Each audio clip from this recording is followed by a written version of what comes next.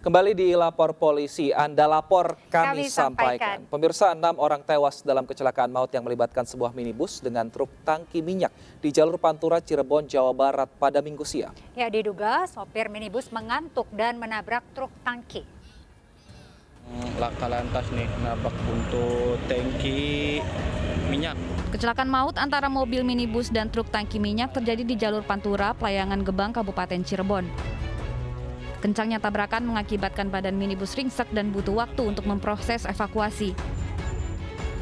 Kecelakaan juga akibatkan 6 orang meninggal. 3 korban meninggal di lokasi kejadian dan 3 lainnya di rumah sakit. Di mana mobil Avanza putih ya dengan plat nomor G1031CC ini melintas dari arah Cirebon, dari arah Jakarta menuju arah Jawa Tengah, menuju arah Utari. Ini diduga ngantuk menabrak mobil tangki yang sedang tambal ban di bahu jalan. Seluruh korban dievakuasi ke Rumah Sakit Cirebon.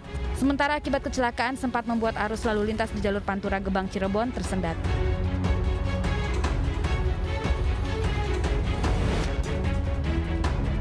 Pemirsa, sebuah sedan menabrak deretan motor dan gerobak makanan di kawasan kuliner Lengkong Kecil, Bandung, Jawa Barat. Massa yang emosi ini langsung merusak kendaraan dan menganiaya pemudi.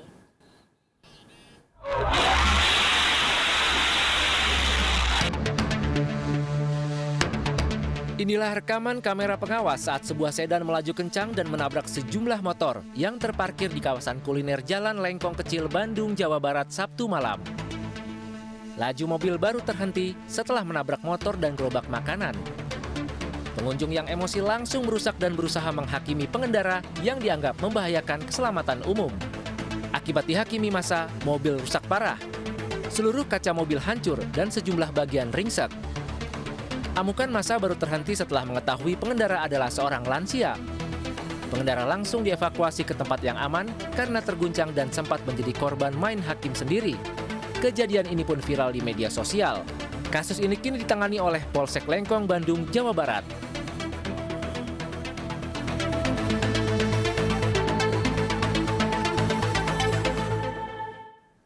Dua kelompok remaja di Kabupaten Bekasi dan Kabupaten Bogor, Jawa Barat terlibat aksi tawuran.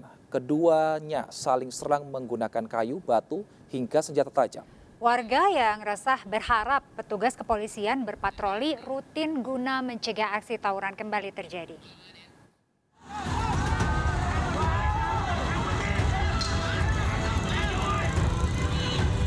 Aksi tawuran antar kelompok remaja terjadi di Jalan Imam Bonjol, Cikarang Barat, Kabupaten Bekasi, Jawa Barat saat menjelang sahur. Dua kelompok saling serang menggunakan kayu hingga batu. Belum diketahui dari mana asal kelompok remaja dan penyebab tawuran. Warga mengaku takut dan merasa resah terhadap aksi tawuran kerap terjadi dan berharap polisi melakukan patroli rutin di wilayahnya. Senjata apa? Parang, samurai, pedang. Tapi sebagai pedagang kayak gini ngerasa khawatir juga Bang ya? Bukan khawatir lagi gitu lah.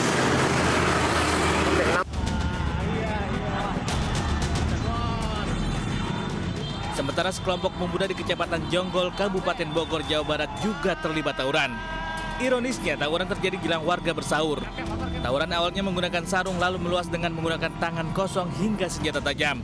Aksi tawuran yang sangat meresahkan warga ini viral di media sosial. Bergerak cepat aparat gabungan polisi dan Satpol PP dibantu warga membubarkan tawuran. Sejumlah pelaku diamankan di kantor polisi beserta senjata tajam yang digunakan dalam tawuran. Kasus tawuran ini kini ditangani Polsek Jonggol. 4 bocah asal Kabupaten Tapanuli Selatan, Sumatera Utara ditemukan tewas di kolam pemancingan di Desa Tinjoman Lama, Kecamatan Hutaim Baru, Kota Padang Sidempuan, Sumatera Utara. Keempat korban ditemukan warga setelah mengapung ke permukaan air.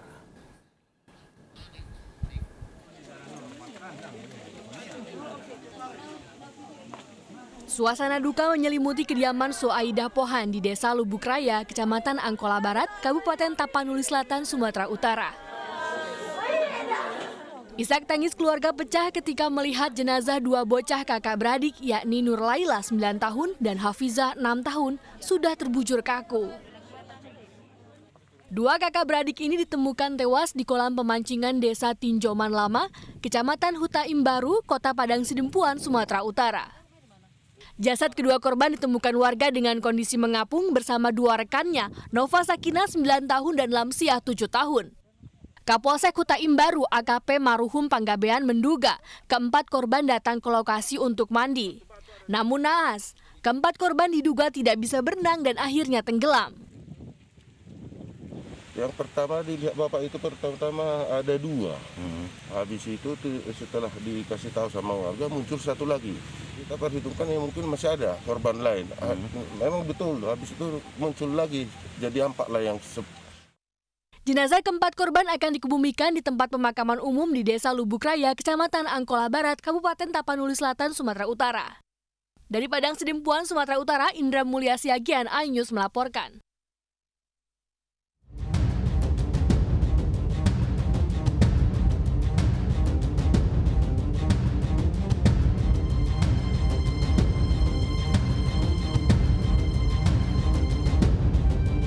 Seperti real, ya seperti itu. Jadi kami kira ini adalah satu kebenaran dan akhirnya kami terjerumus. Kami nggak tahu bahwa ini adalah dunia tipu-tipu seperti itu. Jadi karena kami terlalu yakin, akhirnya saya terjun dan semuanya habis 500 juta.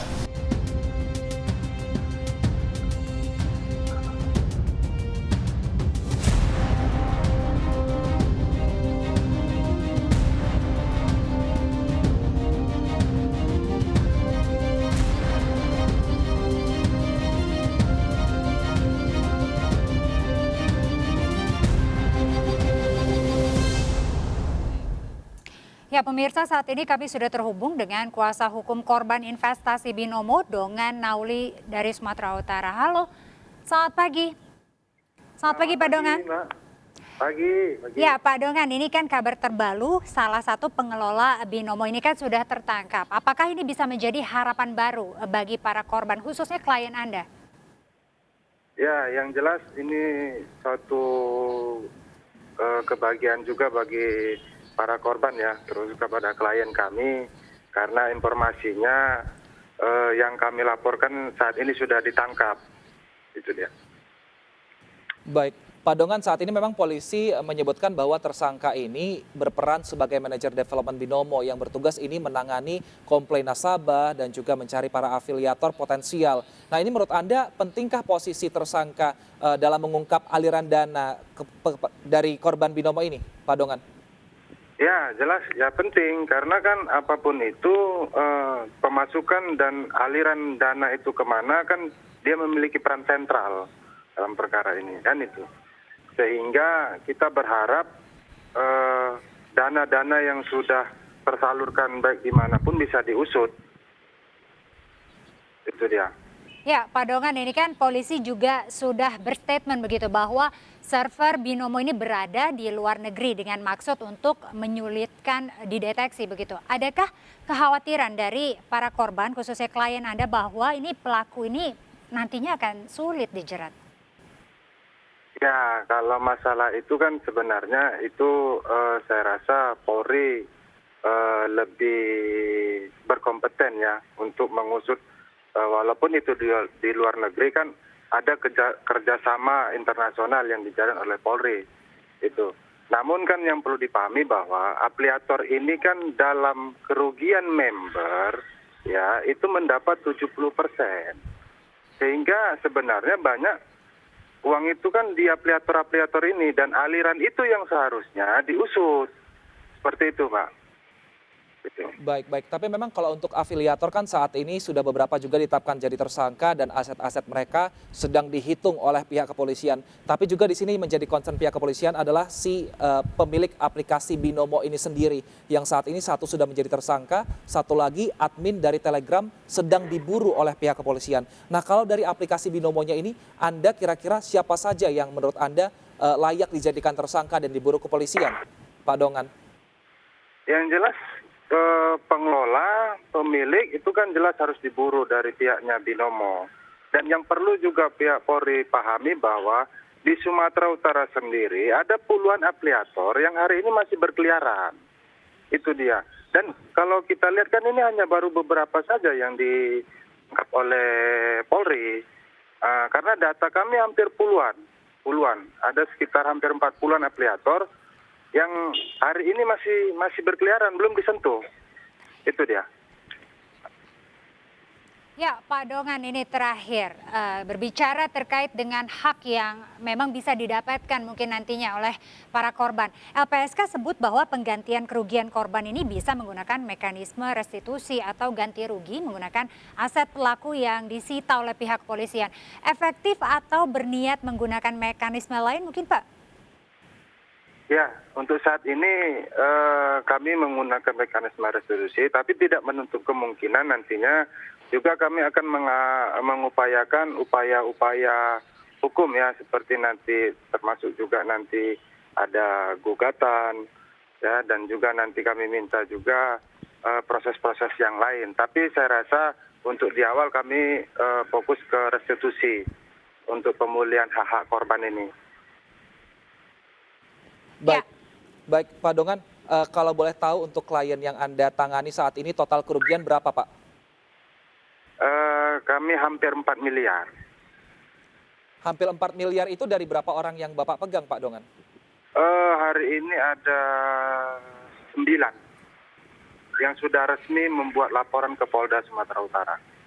Baik Pak Dongan, terima kasih untuk waktu Anda. Kami harapkan memang proses ini bisa berjalan dengan baik dan pada akhirnya memang dapat memberikan keadilan ya bagi para korban. Amin. Terima kasih Pak Dongan. Selamat pagi Bapak, selamat beraktivitas kembali.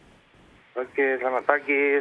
Ya, Wilson dan pemirsa, ini ada tamu misterius nih di lapor polisi. Namanya sih katanya Bang Ano, tapi kira-kira ini siapa ya? Betul ya, ini tunggu saja kehadirannya pemirsa usai jeda. Tetaplah bersama kami di Lapor Polisi. Anda lapor, kami sampaikan.